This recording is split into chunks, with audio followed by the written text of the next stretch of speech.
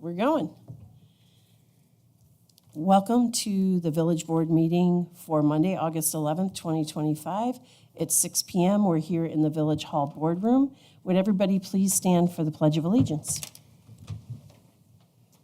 I pledge allegiance to the flag of the United States of America and to the republic for which it stands, one nation, under God, indivisible, with liberty and justice for all. Megan, would you take roll call? Trustee Wojka. Trustee Banaski. Good evening. Trustee Briggs. Here. Trustee Mishler. Mayor Domeratz. Here. And while it's not on the agenda, I'd like to go ahead and do our land acknowledgement. Before we begin this evening, we would like to recognize the Seneca Nation on whose ancestral territory we are gathering. The present-day village of Fairport sits on traditional Seneca land. The Seneca Nation, with the Mohawk, Cayuga, Onondaga, Oneida, and Tuscarora, make up the sovereign Haudenosaunee Confederacy. With respect, we acknowledge the people of the Seneca Nation on whose land we now live. We honor their past, present, and future contributions to and stewardship of this land. Okay. That takes us at 6:02 to Citizens Forum. So if you've signed up on the sheet, is there anybody who's just joined us who wanted to speak who has not signed up on the sheet? Okay. If you want to quickly go over and sign up on the sheet, and then Megan's going to grab it and help us with the order of folks coming up to speak.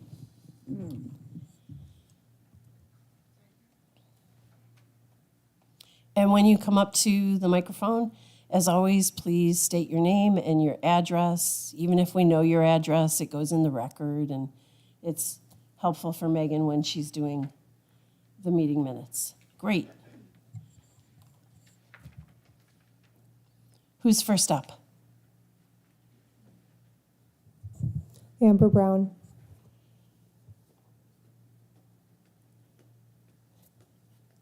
Hi, Amber. Hi, this is Name, rank, and serial number. okay. How's that? Is that okay? That's great. Okay. Amber Brown. I live at 46 Nelson Street. I'm speaking tonight to urge you to create a standing sustainability advisory board for the village. The village board should define the parameters of this group and could set its mission to include the following: meet monthly to discuss current recommendations in the field of sustainability, proactively seek out ways to promote and implement new initiatives that will improve the quality of life in our community as we face climate change, and then present these findings quarterly to the village board so that you may make informed decisions. Though the five of you have a wealth of knowledge about many things, I do not believe that any of you is an expert in environmental science or sustainability, and frankly, you don't have time to be. It's a full-time job. Furthermore, the current model of tasking a temporary group to make recommendations every decade is not going to cut it. Revisiting this document is currently up to the will of the sitting board, and if a future board is not interested or forgets about it, our community loses. We need informed, passionate citizens who truly care about making Fairport climate resilient to be tasked with keeping this topic at the forefront of the conversation, and No Color Fairport Green cannot fill this requirement. A standing advisory board tasked by the village board to keep abreast of current and forward-thinking initiatives is critical. There's a great book and podcast by Dr. Ayanna Elizabeth Johnson called What If We Get It Right? The last chapter of this book imagines the world that we will create together if we navigate the climate crisis with bravery, inspiration, and diligence. And I'm going to borrow Dr. Johnson's phrasing for this last part and ask you to imagine Fairport if we get this right. If we get this right, the village board will have a team of dedicated, educated citizens assembled that can be depended on to provide regular, scientifically proven suggestions for making our community less wasteful, more biodiverse, and more resilient. If we get this right, the Sustainability Advisory Board would present the village board with ideas, the rationale behind them, and a strategy for implementation, and then the village board could make an informed decision about where and when to move forward. If we get this right, concerned citizens will offer ideas and suggestions to the Sustainability Advisory Board that could then be studied before presentation to the village board. If we get this right, other communities will look to Fairport as the forward-thinking, vibrant village that sincerely understands what love of community is. Please get this right. Thank you. Thank you, Amber. She's adding you. She knows who you are. Ginny Mayer.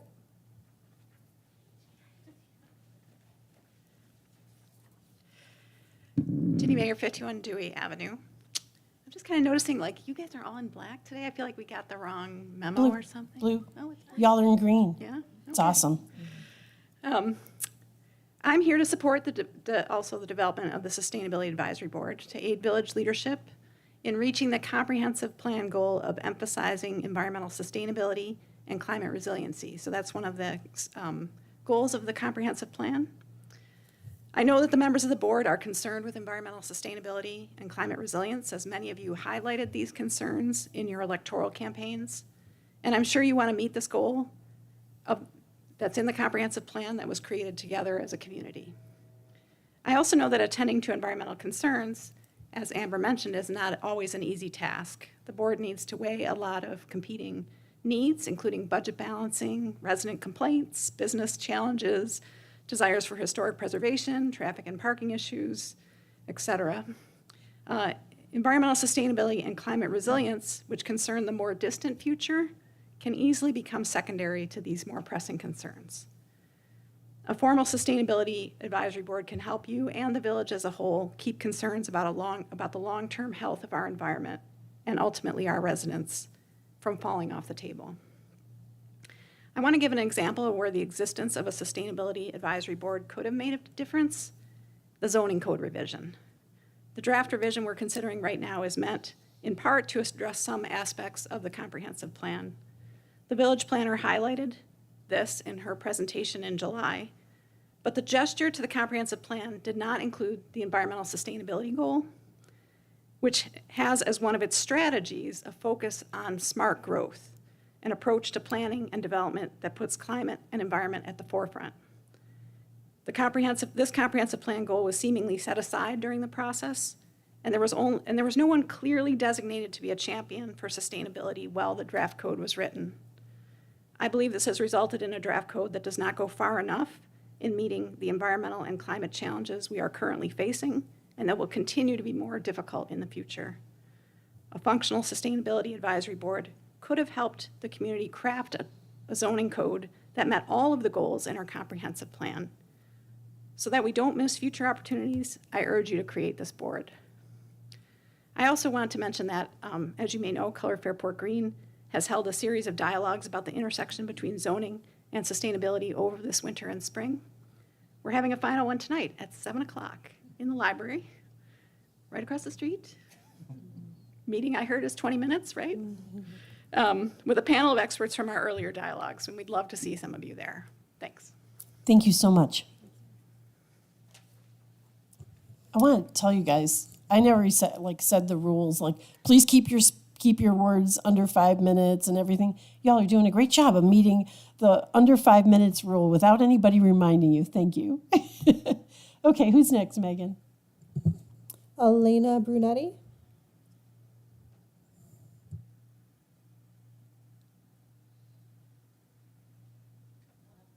It's okay. Welcome. I'm Elena Brunetti from 4 North Passage.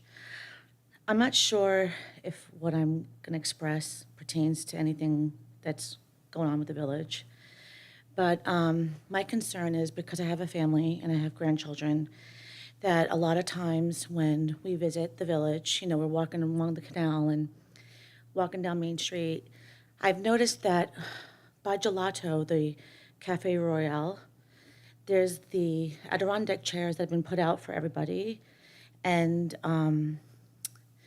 there's bicyclists cruising and e-bikes going super fast. And I know they don't belong on the canal because it says no e-bikes beyond this point. But it's become quite dangerous for a lot of families. I was walking on the canal last night, and I've noticed that a few people complained they almost got hit. And I think eventually someone's going to get hit because they're going very fast at full speed. And I don't know if this is the concern of the Fairport Village, but I just really feel like this is quite important because we do use the canal and we do sit along the Adirondack chairs and families and kids playing. And even if they had to walk their bikes from the kayak to where everyone sits, even something like that, just to make it safer to walk the bikes. I also feel like the regular bicyclists that don't want to lose their momentum and going as though they're Mario Andretti on the canal between pedestrians is quite dangerous as well. I noticed that in Pittsford Village, they have now made it a speed of 15 miles per hour. They've put people on the canal to watch to make sure that to control it. Now that the village is growing and families are coming in, more people are walking along the canal, sharing the canal, I just don't feel like, this is just my concern. I mean, not just mine, I've spoken to a lot of people around the village and we all share the same feeling. I just want to express it for some of these people as well. So I don't know if something can be done where they could put cameras, maybe put a sign, go slower, can't go beyond the speed, or even like where I mentioned the kayaks are and coming into the ice cream where all the families are congregating in the evening mostly, that they can just walk their bikes to there and then ride it, just to make it a little bit safer. You know, I don't think they're in a race to get anywhere, so I hope this pertains to something here in the It village. does, and we thank you for sharing your thoughts and Thank your you. feelings about it. Okay. It's in the, just to give the basic knowledge, the Canal Corporation and the town of Perrington have outside of the village, the canal path. Inside of the village, the canal path goes along and bikes are not supposed to be on the canal path. They're supposed to go down Liftbridge Lane West and then go over to Liftbridge Lane East and then rejoin at the end of Liftbridge. I'm pointing because Liftbridge Lane East is right that way. Yes. So, you know, we appreciate you sharing the feedback from your experience. Thank you. I don't have an answer. I'm not gonna like say, okay, we're gonna do Right, exact right. X, but thank you for Sure, sharing that and I've seen feedback. motorcycles go down there. They're using it as a road. Just, Well, just letting you know. thank you so much. Okay, who's next, Megan? Natasha Bush Turner. Natasha, you're up. Take a deep breath. I told you I'd tell you that. Natasha Bush Turner, 94 Halbert Ave. And I did time it, 4 minutes, 51 seconds this afternoon, so let's see. I'm speaking here tonight because I am so disappointed. As you may know, I have a bachelor's in political science from the U of R. I have a master's in public administration from NYU. So yes, this weekend I tucked in and read every single page of the 231-page draft code with a digital highlighter for PDFs. And I re-reviewed the 21 comp plan, looked at the 24 parking study, the summary document, the slides, all the stuff. I love it. And as you know by now, my personal focus has always been and likely will always be sustainability. Are we creating a future that's in harmony with the ecosystem that we are a part of, or are our decisions continuing to cause harm by worsening climate change, furthering biodiversity loss, straight lining our precious earth right into a landfill? And so I'm here to share that I'm disappointed because the zoning working group, consultants, village staff, village board all seem to have cherry-picked just a few ideas from the comp plan to build into this code and completely sidelined others. The draft code is clear on a few things that were from the comp plan, such as drastically limiting housing choice in RLD and RN with design and use standards that feel like they're trying to mimic an HOA. Almost the entirety of the heavy lifting for growing Fairport into the future, both for businesses and for housing, for people, for residents, is borne by just the downtown. And like I said, I went through with a highlighter. I painted sentences red if I felt they would have a negative impact on sustainability, green if I thought they would be good for sustainability, yellow if I just wasn't sure. And I really tried to highlight as much as green as possible. I come here, I want to see the positive.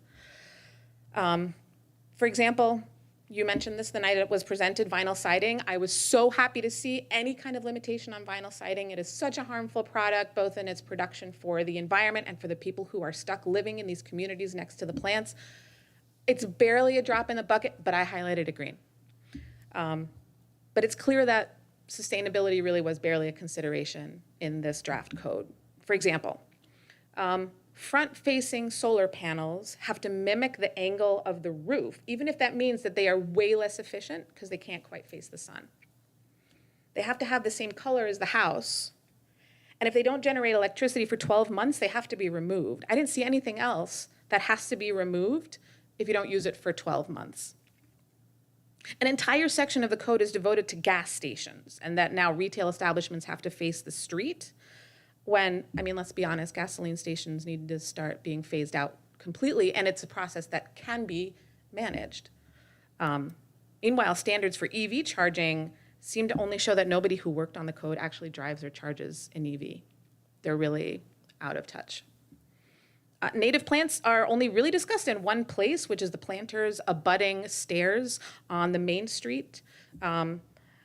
And that is likely one of the few places where having native plants is the least interesting of all. Like if you're gonna have your marigolds from South America and Africa, that's the place where you would put it.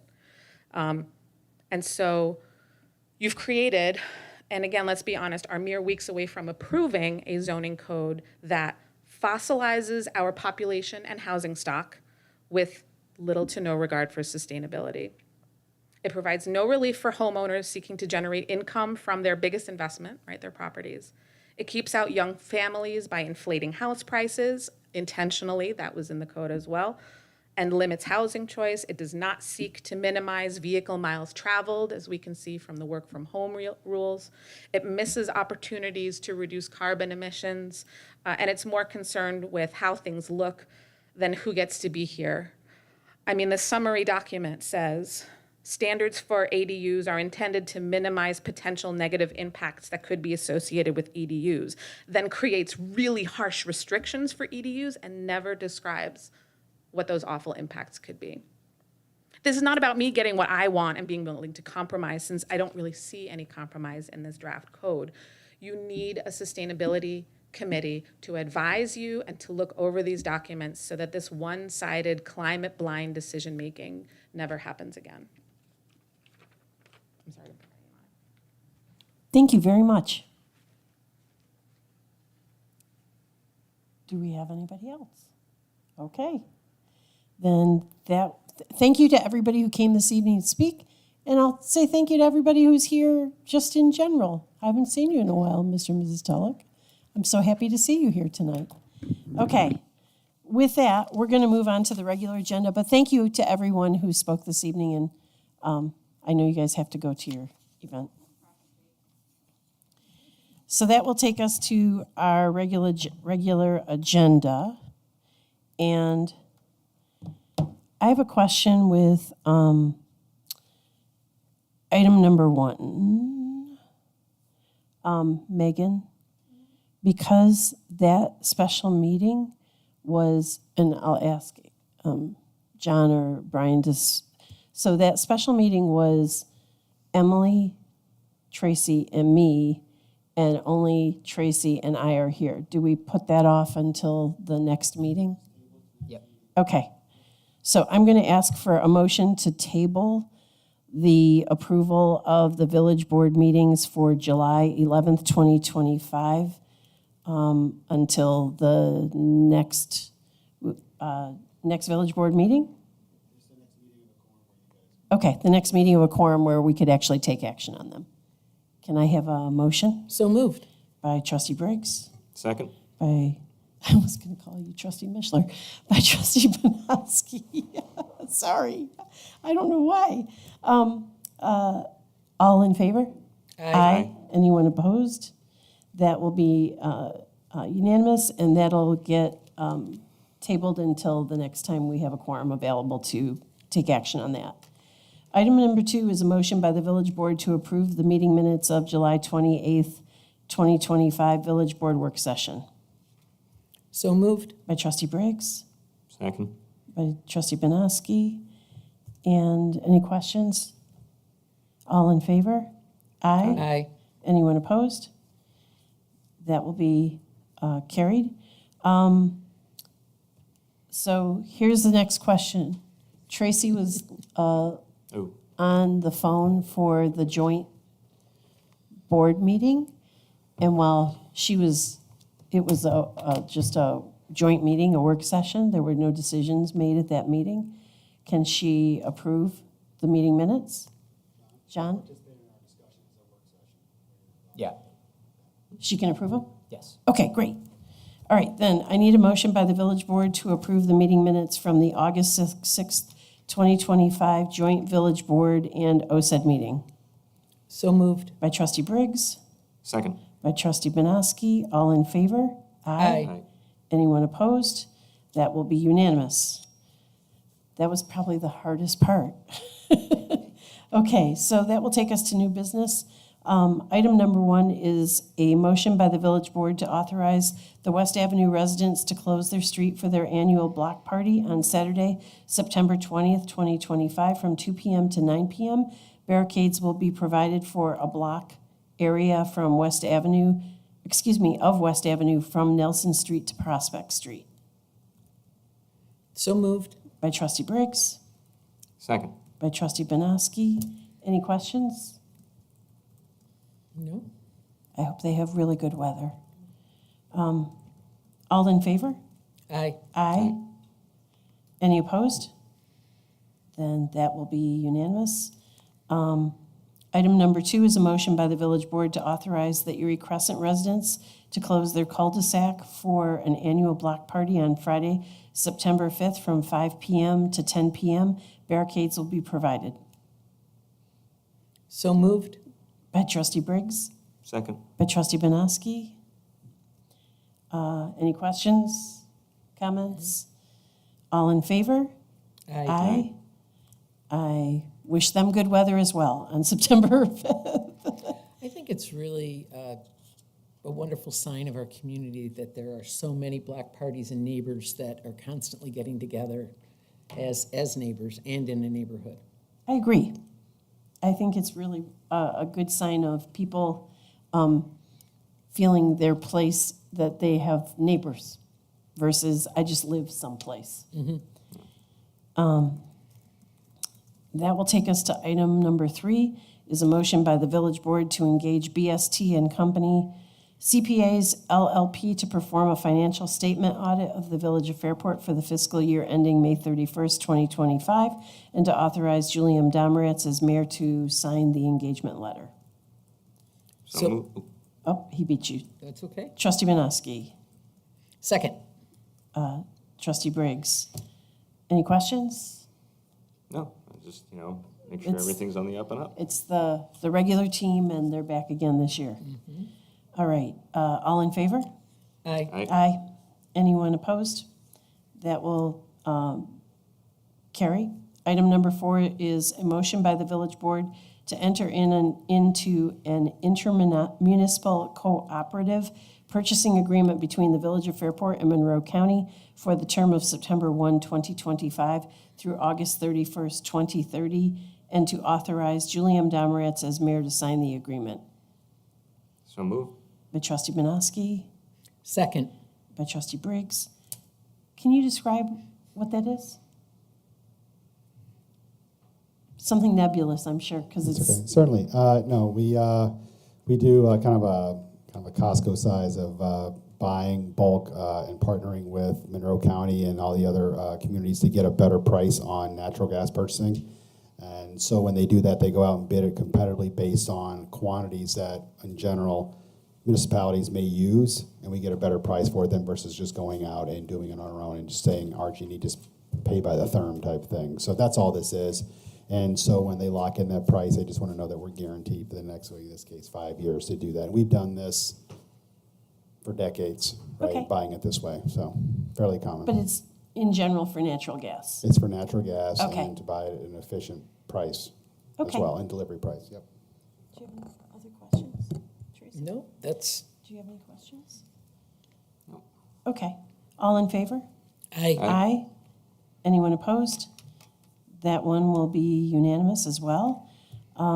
Okay, so before we do this, we got the email from Heidi that she's reviewed the bills and that everything is in order. Adam's gonna do the motion, and you have seen Heidi's, everything's in have order. seen her and email. You are totally gonna do the second. I can do that. A motion by the village board to authorize payment of the audited bills. I reviewed the bills and found everything to be in order. I will put that up for a motion. Okay, And in speaking behalf of Heidi Woika, who also reviewed the bills and found them all in order, I will second that motion. okay. Is that okay that we did it that way, John? Yes. Okay, all right. Do you have any questions about the bills? Did you have any questions about the bills? Okay, Well, just, yeah, and if anything ever comes up, they're always very good at answering Okay. them. Starting to see bills on all the public infrastructure stuff that we've got going on, particularly on some of the streets and the sidewalks that have been redone. Yeah, yep. Stormwater grates are not cheap. okay. With that, all in favor? Aye. Aye. Anyone opposed? That's unanimous. And Sorry, real quick. Sure. Did you see composting? Yes, that's exactly what.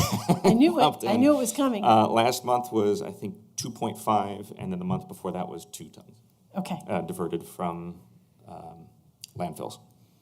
there you go. Oh, for the year? It averages around 2 ton, between 2 and 2.5 tons a month. Sorry, so hold on, so what month are we in? We're on 8. 8, so around No, 6, it would be up to 7. Times So 12. 7, yeah, 14-ish. 14 to 16. Yep. That's good. Okay. On to item number 6, a motion by the village board to amend the previously approved amount of $60,000 to pay health and dental insurance premiums paid in the month of August to $53,767.98 So moved? by trustee Banowski, Second. by trustee Briggs. All in favor? Aye. Aye. Aye. Anyone opposed? That will be unanimous, and that's item number 7 is a motion by the village board to authorize the clerk treasurer to pay health and dental insurance premiums for the month of September, an initial estimated amount not to exceed $60,000, subject to audit and amending authorization by the village board at their regularly scheduled September meeting. So moved? By trustee Banowski, Second. by trustee Briggs. All in favor? Aye. Aye. That carries. And was there supposed to be an executive session today? Okay, I'm just checking. I'm checking my memory because I can't remember. All right, so that takes us to announcements and committee reports. Tracy, did you have anything for today? Yeah. Okay, go for it. Yesterday, the circus came to town. I think it's, personally, I think it's great to see performance art and not just sculpture and murals. This was a joint collaborative project between the Canal Corp, OSED, the partnership, and the Village of Fairport.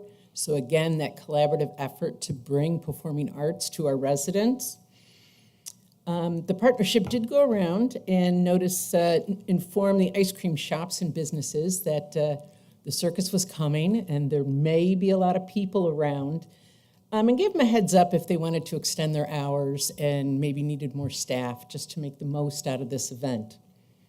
There were lots of boats tied up in the canal, and this has been a down season, so it was great to see all of our waterfront full of boats.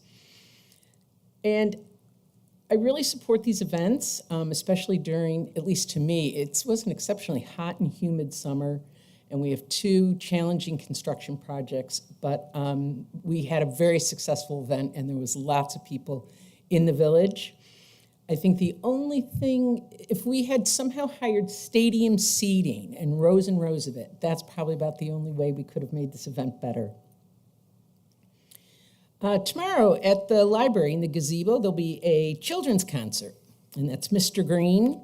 Apparently, he's a singing principal who loves mashed potatoes.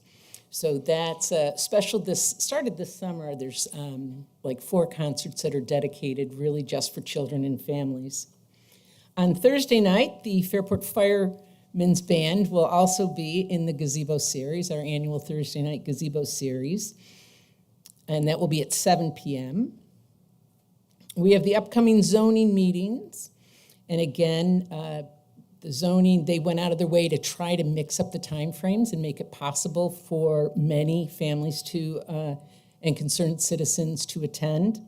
So Wednesday on the 13th, it will be an evening meeting at 7 o'clock at Johanna Perrin. And then on Thursday, the 14th of next week, there'll be a morning meeting at 9:30 to 12:30. And this is a drop-in sort of workshop where the planner and some people on the draft committee will be available to answer questions and specifics that you might have. And then again on Friday of next week, there'll be another session at the library, and that will be kind of around lunchtime, a little bit in the afternoon. That'll be 11:30 to 2:30. This Thursday, there's a public arts meeting. And Friday at the Parrington Amphitheater, this is a program that Parrington started a couple years ago where they bring in national acts to our community. And I think it's just so special that we have an opportunity right here in our community to see larger, big acts. So Dead South will be there. They're a personal favorite of mine. Lots of snapping, and they're really a very fun band to perform. On Saturday, there'll be the first annual Fiber Fest, and that will be held Saturday the 16th from 10 to 4 in the parking lot of Fizzy Bomb in the Junction. And then, we've got Music Fest at the end of the month that we all look forward to.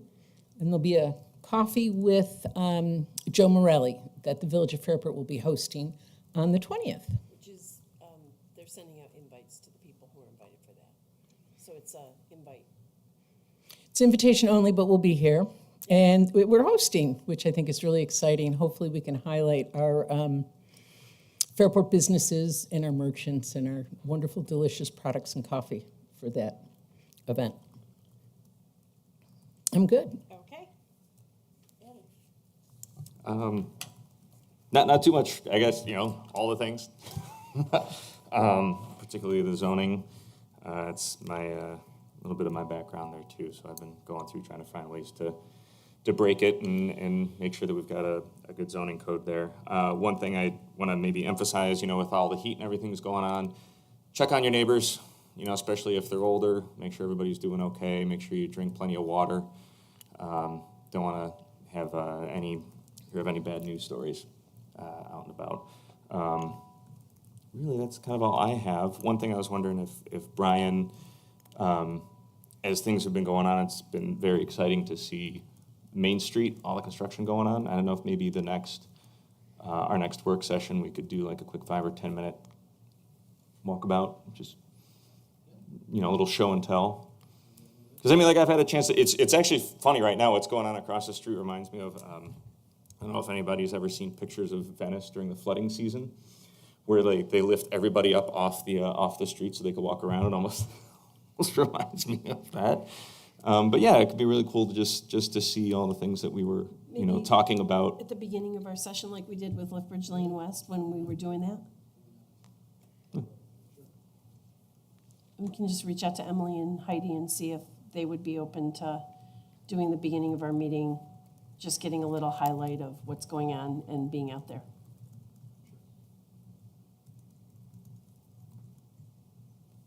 Anything else? There we go. When's tree board meet next? Tree board is September.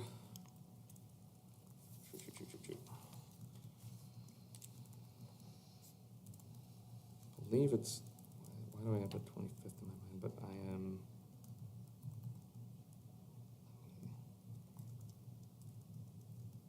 Let me find that for you. I'll be right back. Okay, I'll start. So I attended the FMC Fairport Municipal Commission meeting this morning.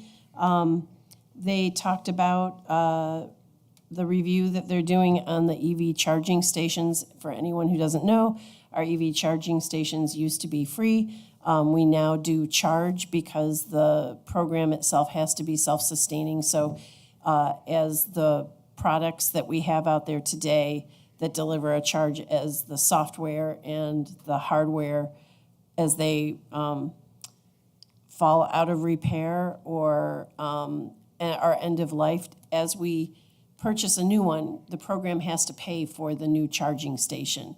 The FMC cannot pay for it and the village cannot pay for it. So we now, there are charges that you'll be notified as you put your credit card in that there is a charge associated. So what was discussed this morning is they are continually reviewing the usage versus the expectations of what they thought the usage would be to make the program self-sustaining. And probably when we get to about the end of the year, maybe January timeframe, Brian, I'm just helping me to remind me from this morning, they'll do a review and look at what's being charged, and they may lower or raise the prices depending on how the life of the program is going. And they would rather do it like once or maybe twice a year versus, okay, this month we're here, and now this month we're here for a price, and now this month making it more consistent so that when we get to a point where we can review what we have in the, I would say like the savings account for buying future equipment, as we have to replace equipment, they'll make that determination if they can lower the rates or if they need to keep them the same or if they need to raise them. Also at this meeting, a couple of members of the FMC staff gave presentations about the workflow innovation that our team here is doing that is outstanding. For example, the replacements of all of the meters in the FMC service area were completed in 6 months, right? I'm double checking my math here. They were done in 6 months, where anybody who had looked at this would be shocked at the speed that was done with all the data that had to be crunched and determined and checked and double checked. So there were some amazing programs that were written and integrated with the software that they utilize at FMC. And they gave this presentation that was other municipalities who use the software, as well as at a, it was like a consortium that was put on by the software vendor, and showing some case studies of what folks are doing. And FMC is doing work that's far and above all the municipals in New York State with getting work done on a very timely and advanced workflows. And so they're taking all these, and then, so one was about the workflow innovation with meter exchange and how that was run. And then the other presentation was looking at how we've integrated digital into our work out in the field. For example, they were talking about when poles are being changed, there's a whole series of digital steps that out in the field, the technician can look at their interface on their iPad and they can choose the status of the pole. Like, okay, Frontier has a line at the top of the pole that has to be transferred over. Frontier gets a notification, you have to go do this transfer and mark this in the software when you've completed it.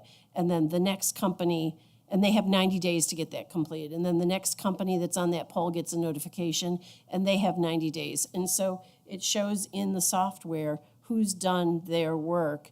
And then when it's time for the FMC person to go out and finish it, they go out and then they can check it off. And what they have on their iPads is the software that you would normally, the web-based software you would normally see in the office, where you would just have the map and showing where all the pole work is being done and different types of work that's being done. And it was really pretty interesting to see how they've created this digital workflow where the teams out in the field have iPads, they can see everything that's going on.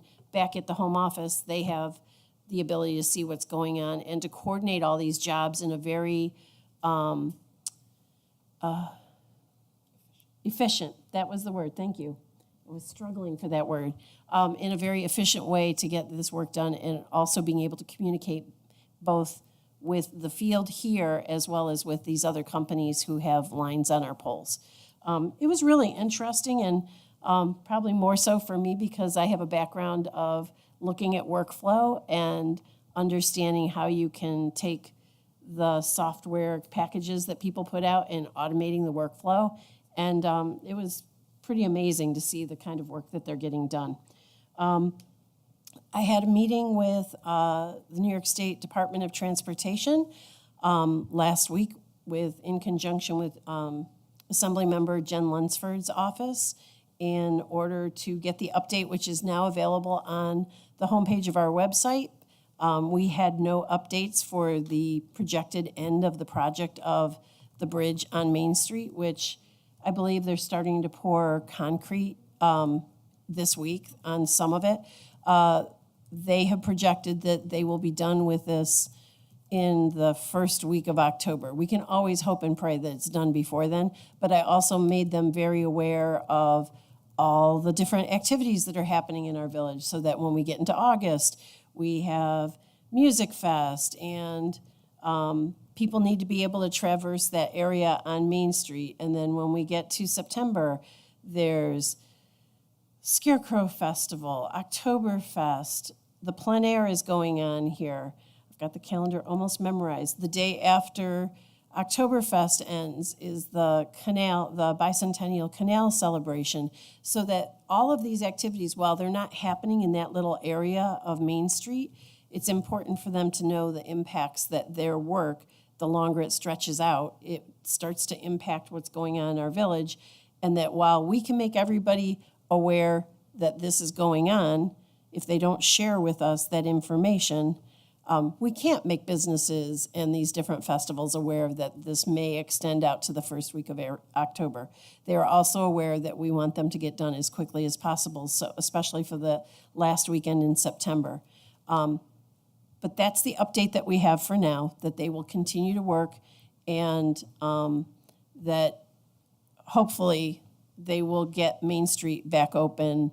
The job may not be 100% complete, but that they will get Main Street back open the first week of October. I think that's what I had. We'll go back to tree board.